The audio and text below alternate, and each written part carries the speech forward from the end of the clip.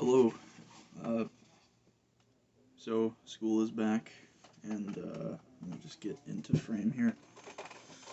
And reading on camera helps me for some reason. So today we are starting a problem from hell. America in the age of genocide. And I'm dying. I have water for this. I don't have COVID. My throat's just sore. Alright, so this is about genocide and shit, so if you're not, mentally prepared for that, don't watch this. So, alright, here goes. Chapter 1, Race Murder. Trial by Fire.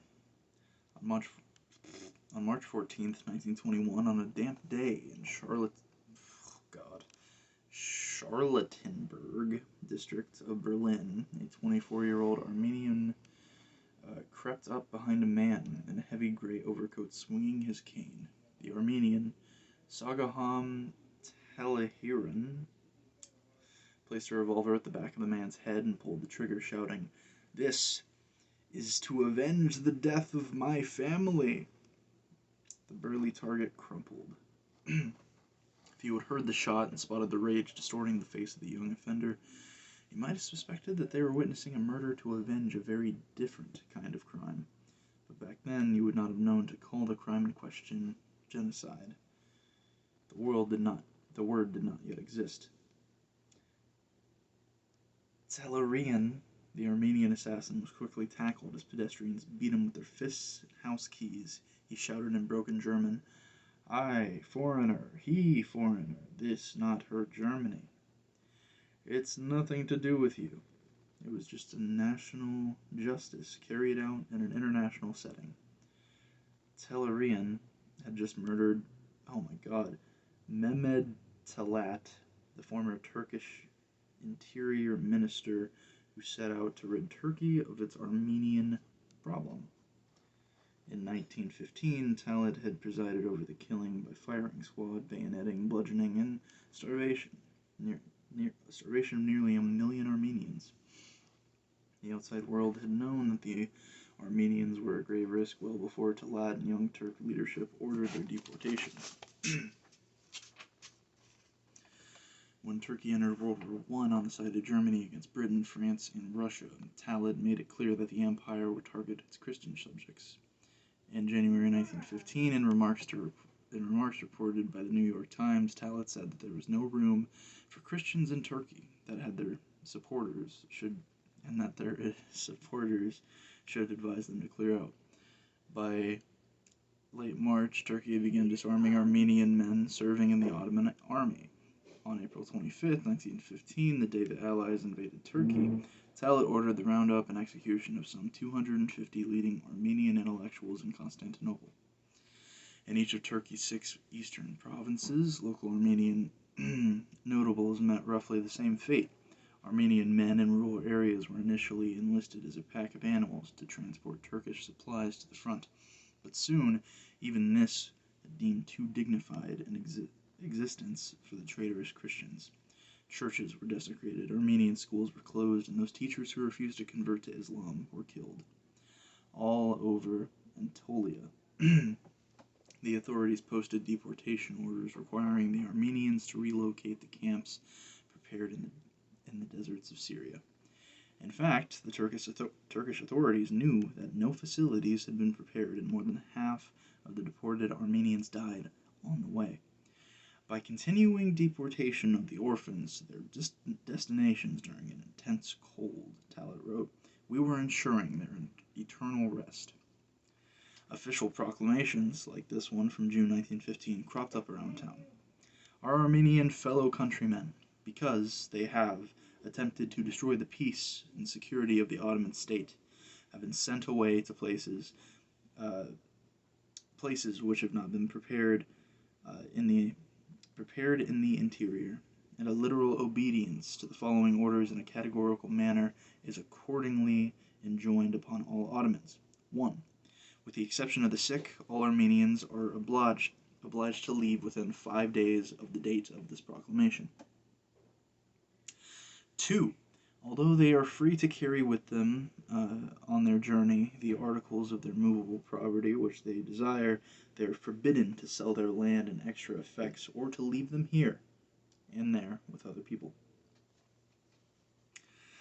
The Young Turks, bad news site, sorry, the Young Turks, Talat Enver Pasha, the Minister of War, and Jamal Pasha, the Minister of Public Works, justified the wholesale deportation of Armenians by claiming that it was necessary to suppress Armenian revolts. And there's a little picture of Soham, I think. No, Sogman. There he is. Look at him. He looks like H.P. Lovecraft a little bit, but somehow more racist. When Russia had declared war on Turkey the previous year, it had invited Armenians living within Turkey to rise up against Ottoman rule, which a small minority did. Although two prominent Ottoman Armenians led a pair of Tsarist volunteer corps to fight Turkey, most expressed loyalty to Constantinople. But this did not stop the Turkish leader from using the pretext of an Armenian revolutionary uprising and the cover of war to eradicate the Armenian presence in Turkey. Very few of those killed were plotting anything other than survival. The atrocities were carried out against women, children, and unarmed men. They were not incidental byproducts of war, but in fact resulted from carefully crafted decisions made by Turkey's leaders. In June 1915, Erzincan, the hometown of Talat's eventual assassin, was emptied. Sagaham Talaharian, then 19, marched in a column of some 20,000 people with his mother and siblings, two sisters of 15 and 16, another of 26 who carried a 2.5-year-old child, and two brothers of 22 and 26. The journey was harrowing. The gendarmes, said to be protecting the convoy, first dragged Talarian's sister off behind the bushes to rape them. Next, he watched a man split his 22-year-old brother's head open with an axe. Finally, the soldier shot his mother and struck Talarian unconscious with a blow to the head. He was left for dead and awoke hours later in a field of corpses. He spotted the mangled body of his sister and shattered skull of his brothers. His other relatives had disappeared. He guessed she was the sole survivor of the caravan. What the fuck? Jesus Christ. Lord. Oh, man. Jesus Christ. Recognition. The internal community, such as it was, did little to contest the Turkish horrors, which began 9 months into World War I. Germany was aligned with the brutal regime, thus was positioned to influence. Instead, German officials generally covered up Talat's campaign, ridiculing the Allied accounts of the terror as pure inventions and gross exaggerations. The Germans echoed the Turks' claim that any harsh policies were a measured response to Armenian treason during wartime. The German chancellor met up with the German Christian missionaries who presented eyewitness testimonies about the slaughter, but he rejected their appeals. Berlin would not offend its Turkish ally. Britain and France were at war with the Ottoman Empire and publicized the atrocities. The British Foreign Office dug up photographs of the massacre victims and the Armenian refugees in flight. An aggressive London-based pro-Armenian lobby helps spur the British press to cover the savagery. But some had trouble believing the tales. British Foreign Secretary Sir Edward Grey, for one, cautioned that Britain lacked direct knowledge of massacres. He urged that the massacres were not all on one side, and warned that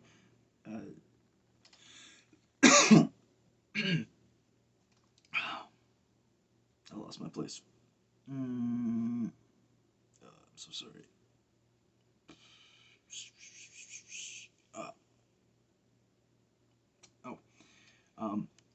Sir Edward Grey, for one, cautioned that Britain lacked direct knowledge of massacres.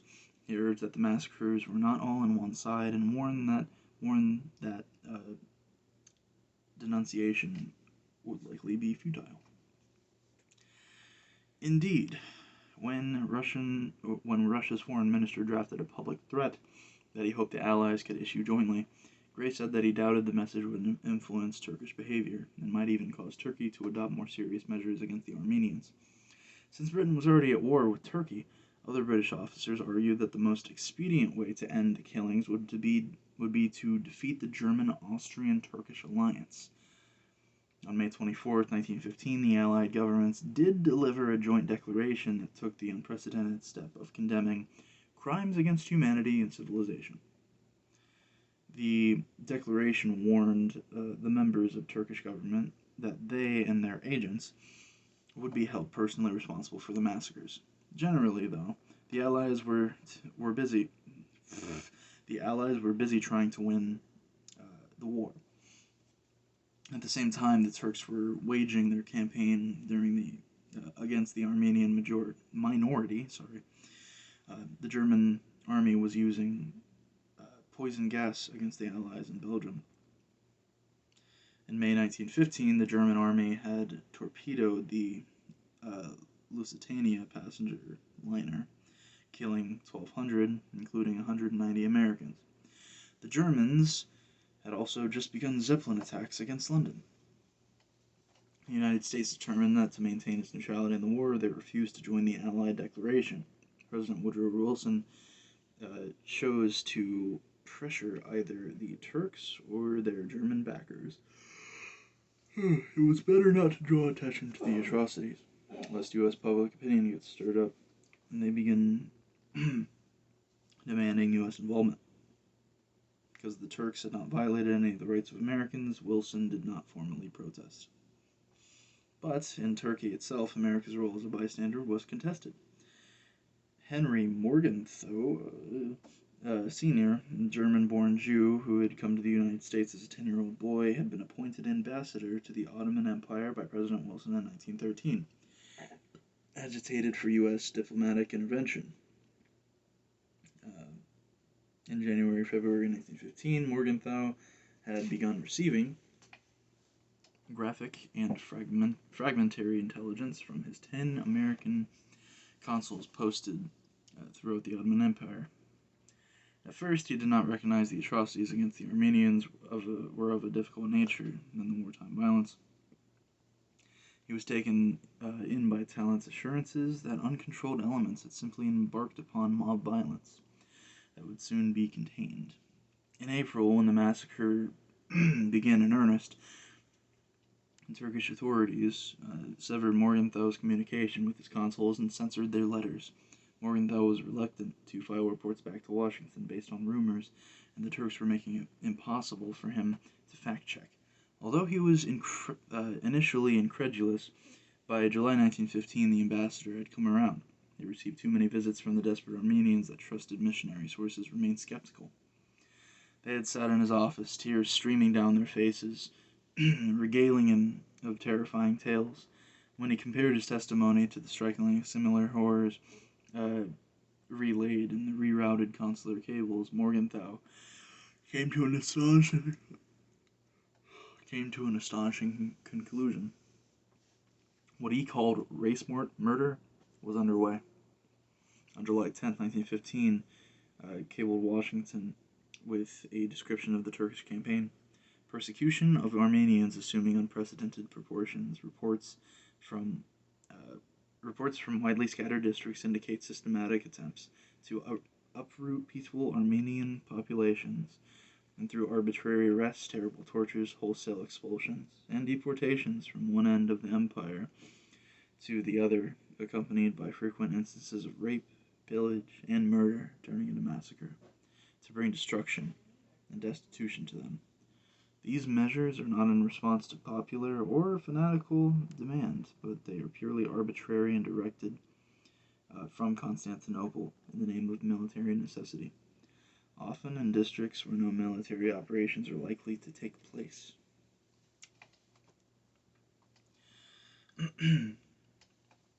Response. Morgenthau was constrained by two backgrounds and conditions that seem immutable. First, The Wilson administration was resolved to stay out of World War I. Picking fights with Turkey did not seem like a good way to advance that objective. And second, diplomatic protocol demanded that the ambassadors act respectfully towards their host governments. U.S. diplomats were expected to stay out of business that did not concern the U.S. national interest. Turkish authorities have definitely informed me that I have no right to interfere with their internal affairs, Morgenthau wrote. Still, he warned Washington, there seems to be a systematic plan to crush the Armenian race. Local witnesses urged him to invoke the moral power of the United States. Otherwise, he was told, the whole Armenian nation would disappear. The ambassador did what he could, continuing to send blistering cables back to Washington and raising the matter at virtually every meeting he held with Talat. He found his exchanges with the Interior Minister infuriating. Once the ambassador introduced eyewitness reports of slaughter, Talat snapped back. Why are you so interested in the Armenians anyway? You're a Jew. These people are Christians. What have you to complain of? Why can't you just let us do with these Christians as we please? Morgenthau replied, you don't seem to realize that I am not here as a Jew, but as the American ambassador. I do not appeal to you in the name of any race or religion, but merely as a human being. Talat looked confused. We treat Armenians all right, too, he said. I don't see why you should complain. But Morgenthau continued to complain, warning that Talat and other senior officials would eventually be held responsible before the court of public opinion, particularly in the United States. Talat had a ready response. We don't give a rap for the future, he exclaimed. We live only in the present. Talat believed in collective guilt. It was legitimate to punish all Armenians, even if only a few refused to disarm or harbored seditious thoughts. We have been reproached for making no distinction between the innocent Armenians and the guilty, Talat told German reporter, but that was utterly impossible, in view of the fact that those more innocent today might be guilty tomorrow. Instead of hiding his achievements, as later perpetrators would do, Talat boasted of them. According to Morgenthau, he liked to tell his friends, I've accomplished more toward solving the Armenian problem in 3 months than Abdul Hamid accomplished in 30 years, which was the Turkish Sultan Abdul Hamid had killed some 200,000 Armenians from 1895 to 1896. Talat once asked Morgenthau whether the United States could get the New York Life Insurance Company and Equitable Life of New York, which for years had done business with the Armenians, to send a complete list of the Armenian policyholders to the Turkish authorities. They're all practically dead now. They have no heirs, Talat said. The government is the beneficiary now. Morgenthau was incensed at the request and stormed out of Talat's office. He again cabled back to Washington, imploring its higher-ups to take heed. I earnestly beg the department to give this matter urgent and exhaustive consideration, with a view reaching a conclusion which may possibly have the effect of checking Turkey's government and certainly provide opportunity for efficient relief, which now is not permitted. It is difficult for me to restrain myself from doing something to stop this attempt to exterminate a race, but I realize that I am here as an ambassador and must abide by the principles of non-interference with the internal affairs of another country. Morgenthau had to remind himself that one of the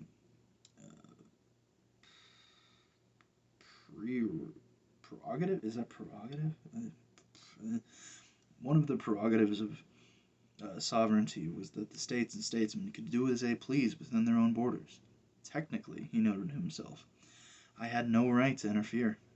According to the cold-blooded legalities of the situation, the treatment of Turkish subjects by Turkish government was purely a domestic affair, unless it directly affected American lives and American interests.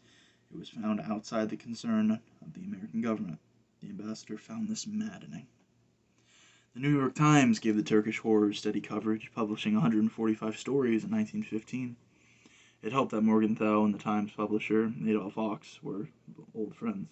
Beginning in March 1915, the paper spoke of Turkish massacres, slaughters, and atrocities against the Armenians, relaying accounts by missionaries, Red Cross officials, local religious authorities, and survivors of mass executions. It is safe to say, the correspondent noted in July, that unless Turkey is beaten to its knees very speedily, there will be no more Christians in the Ottoman Empire. By 1915, the paper's headlines had begun crying out about the danger of Armenians. Extinction. Viscount Bryce, former British ambassador to the United States, pleaded that the United States use its influence with Germany. If anything can stop the destruction of the Turkish government, Bryce argued, as did the missionaries who had appealed to Morgenthau, it would be the expression of opinion of neutral nations, chiefly the judgment of humane America. On October 7, 1915, a Times headline blared, 800,000 Armenians counted, destroyed. The article reported Bryce's testimony before the House of Lords, in which he urged the United States to demonstrate there were some crimes which even now, in the convulsion of the Great War, the public opinion of the world will not tolerate. By December, the paper's headline, millions of Armenians killed or in exile. The number of victims were estimates, as the bodies were impossible to count. Nevertheless, governmental and non-governmental officials were sure that atrocities were unparalleled in modern times, and that the Turks have set out to achieve nothing more or less than the annihilation of a whole people. Witnesses of the terror knew that American readers would have difficulty processing such gruesome horrors, so they scoured history for parallels to events that they had believed had already been processed in the public mind. One reporter said, the nature and scale of the atrocities dwarf anything perpetrated under Abdul Hamid, whose exploits in this direction now only assume an aspect of moderation compared with those of the present governor of Turkey. Before Adolf Hitler, the standard for European brutality was set by Abdul Hamid and the Belgian King Leopold, who pillaged the Congo for rubber in the late 19th and early 20th centuries. Because the Turks continued to block access to the caravans, reporters often speculated on whether their sources were reliable. The Turkish government has succeeded in throwing an impenetrable veil over its actions against all Armenians. A frustrated Associated Press correspondent noted, Constantinople, for weeks had its daily drop of Armenian rumors. What has happened is still an unwritten chapter. No newspapermen are allowed to visit the affected districts, and reports from these are altogether unreliable. The reticence of Turkish government cannot be looked upon as a good sign, however. Turkish representatives in the United States predictably blurred the picture with denials and defenses. The Turkish consul, Dejal Manuf Bey, told the New York Times, all those who have been killed were of that rebellious element, who were caught red-handed, or while otherwise committing traitorous acts against the Turkish government, and not women and children, as some of these fabricated reports would have the Americans believe. But the same representative added that if innocent lives had in fact been lost, that this was because in wartime discrimination is utterly impossible. It is not alone the offender who suffers the penalty of his act, but also the innocent whom he drags with them. The Armenians have only themselves to blame. The Turks, who had attempted to conduct the massacre secretly, were unhappy about the attention they were getting. In November 1915, Talat advised the authorities in Aleppo and Morgenthau that Morgenthau knew too much. It is important that foreigners who are in these parts shall be persuaded that the expulsion of the Armenians is in truth only deportation, Talat wrote. It is important that, to save appearances, a show of gentle dealing shall be made for a time of usual measures to be taken in suitable places. A month later, angry that foreigners had obtained photographs of corpses along the road, Talat recommended that these corpses be buried at once, or at least hidden from view.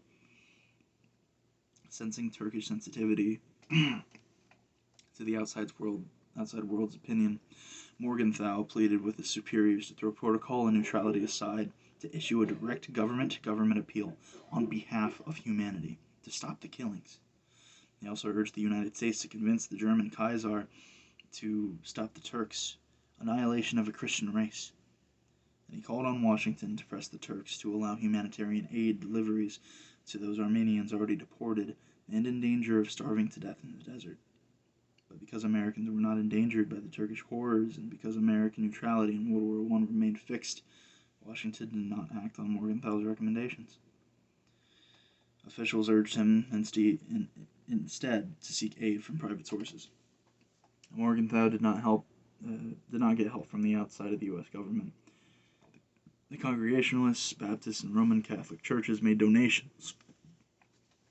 The Rockefeller Foundation gave $290,000 in 1915 alone, and most notable, a number of distinguished Americans, none of Armenian descent, set up a new committee of Armenian atrocities. The committee raised $100,000 for Armenian relief and staged high-profile rallies, gathering delegations from more than 1,000 churches and religious organizations in New York City to join in denouncing the Turkish crimes. But in calling for action, the committee was not urging the U.S. military intervention. It was worried about the impact of the American declaration of war on American schools and churches in Turkey, in addition to the sentiment that made committee members empathize with their fellow Christians in Armenia. Also made some pacifists in decrying the atrocities, but opposing war against Turkey, the committee earned the scorn of former President Theodore Roosevelt. In a letter to Samuel Dutton, the Armenia Committee Secretary, Roosevelt slammed the hypocrisy of the peace at any price type, who acted on the motto of safety first, which he wrote could be appropriately used by men on a sinking steamer who would jump into boats ahead of the women and children. He continued, mass meetings on behalf of the Armenians amount to nothing, whatever if they were methods of giving sentimental but ineffective and safe outlet to the emotion that those engaged in them. Indeed, they amount to less than nothing, until we put honor and duty first, and willing to risk something in order to achieve righteousness, both ourselves and for others, we shall accomplish nothing, and we shall earn and deserve the contempt of the strong nations of mankind. Roosevelt wondered how anyone could possibly advise neutrality between despairing and hunted people whose little children are murdered and their women raped, and the victorious and evil wrongdoers. He observed that such a position put safety in the present above both duty in the present and safety in the future. Roosevelt would grow even angry later in the war, and that the very relief campaign initiated to aid the Armenians would be invoked as reason to not make war on Turkey. In 1918, he wrote to Cleveland Dodge, the most influential member of the Armenia Committee, to allow the Turks to massacre Armenians and then solicit permissions to help survivors, and then to allege the fact that we were helping survivors as a reason why they should not follow the only policy that will permanently put a stop to such massacres is both foolish and odious. Morgenthau tried to work around America's determined neutrality. In September 1915, he offered to raise $1 million to transport to the United States the Armenians who had escaped the massacres. Since May, Morgenthau said, 350,000 Armenians had been slaughtered or have died of starvation. There are 550,000 Armenians who could now be sent to America, and we need to help to save them. Turkey accepted the proposal, and Morgenthau called upon each of the states in the western United States to raise funds to equip a ship to transport and care for Armenian refugees. He appealed to American self-interest, arguing the Armenians are a moral, hard-working race, and would make good citizens to settle this less thickly populated parts of western United States. He knew that he had to preemptively rebut those who expected Armenian freeloaders. But the Turks, insincere even about helping Armenians leave, blocked the exit of refugees. Morgenthau's plan went nowhere. As American missionaries were driven out of Turkey, they returned to the United States with stories to tell. William A. Shedd, a Presbyterian missionary, who chose to write directly to the U.S. Secretary of State, Robert Lansing. I'm sure that there are a great many thoughtful Americans who, like myself, feel that the silence on the part of our government is perilous, and that our government, to make no public protest against the crime of such magnitude perpetrated by a government on non-combatants, the great majority of them helpless women and children, is to miss an unusual opportunity to serve humanity, if not to risk grave danger of dishonor and, on the name of America, of lessening our right to speak for humanity and justice. I am aware, of course, that it may seem presumptuous to suggest procedure in matters of diplomacy, but the need of these multitudes of people suffering in Turkey is desperate, and the only hope for influence is the U.S. government. But Lansing had been advised by the Division of Near East Affairs as the State Department that, however much we may deplore the suffering of Armenians, we cannot take any active steps to come to their assistance at this present time. Lansing instructed Morgenthau to continue telling the Turkish authorities that the atrocities would jeopardize the good feeling of the people of the United States towards the people of Turkey. Lansing also eventually asked Germany to try to restrain Turkey, but he expressed understanding for Turkey's security concerns. I could see that the Armenians' well-known disloyalty to the Ottoman government and the fact that the territory which they inhabited within the zone of the military operations constituted grounds more or less justifiable for compelling them to depart their homes, Secretary Lansing wrote in November 1916. Morgenthau examined the facts and saw a cold-blooded campaign of annihilation. Lansing preceded many of those facts and saw an unfortunate but understandable effort to quell an internal security threat. After 26 months in Constantinople, Morgenthau left in early 1916. He could no longer stand his impotence. My failure to stop the destruction of the Armenians, he recalled, had made Turkey for me a place of horror. I had reached the end of my resources. More than 1 million Armenians had been killed on his watch. Morgenthau, who had earned a reputation as a loose cannon, did not receive another appointment in the Wilson administration. President Wilson, reflecting the overwhelming view of the American people, stayed on the sidelines of World War I as long as he could. And when the United States finally entered the conflict against Germany in April 1917, he refused to declare war and even break off relations with the Ottoman Empire. We shall go wherever the necessities of the war carry us, Wilson told Congress, but it seems to me that we should go only where the immediate and practical considerations lead us, and not heed any others. In the end, it was Turkey that broke off ties with the United States. America's non-response to Turkish horrors established the patterns that would be repeated time and time again. The U.S. government would be reluctant to cast aside neutrality and formally denounce the fellow state for its atrocities. Time and time again, three U.S. officials would learn that the huge numbers of civilizations were being slaughtered. The impact of this knowledge would be blunted by their uncertainty about facts and the rationalization that a firmer U.S.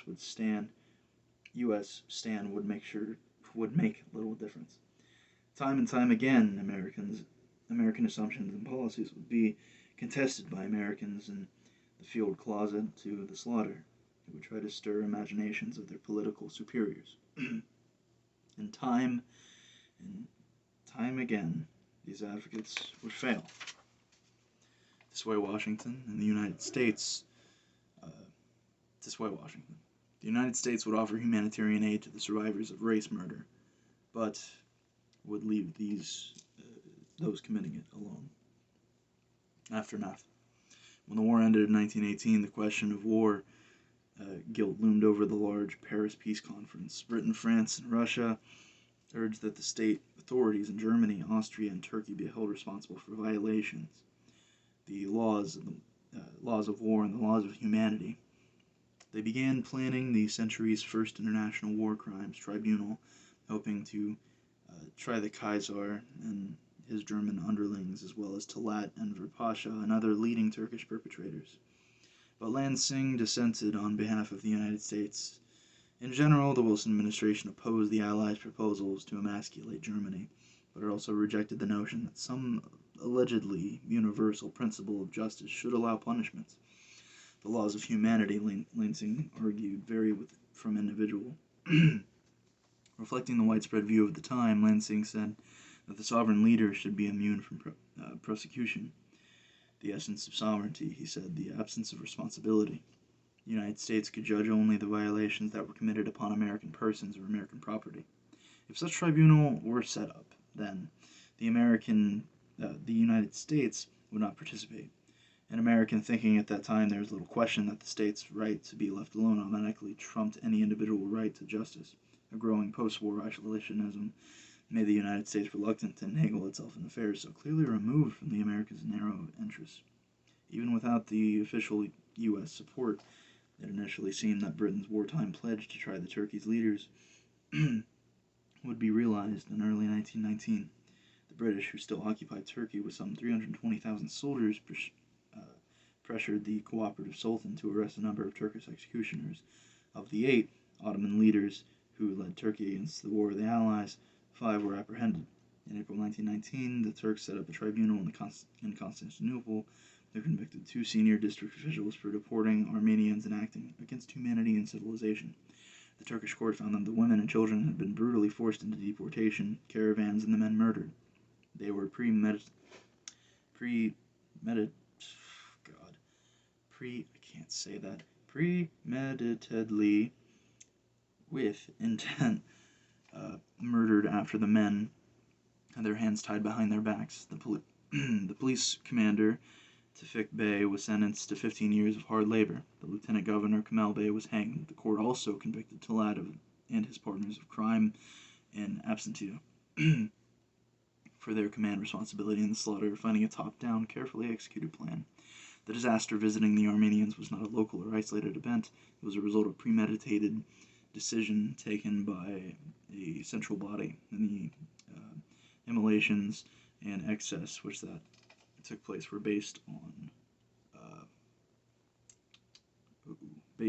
oral and written orders issued by the central body. Talad, who was sentenced to death, was living peacefully as private citizen in Germany, which rejected Allied demands for extradition. Conscious of his place in history, Talad had begun writing his memoirs. In them he downplayed the scale of the violence and argued that any abuses, referred mainly in a passive voice, were fairly typical, if regrettable, features of war carried out by uncontrolled elements. I confess, he wrote, that the deportation was not carried out lawfully everywhere. Some of the officials abused their authority, and in many places people took the preventative measures into their own hands, and innocent people were molested. Is he implying that guilty people should be molested?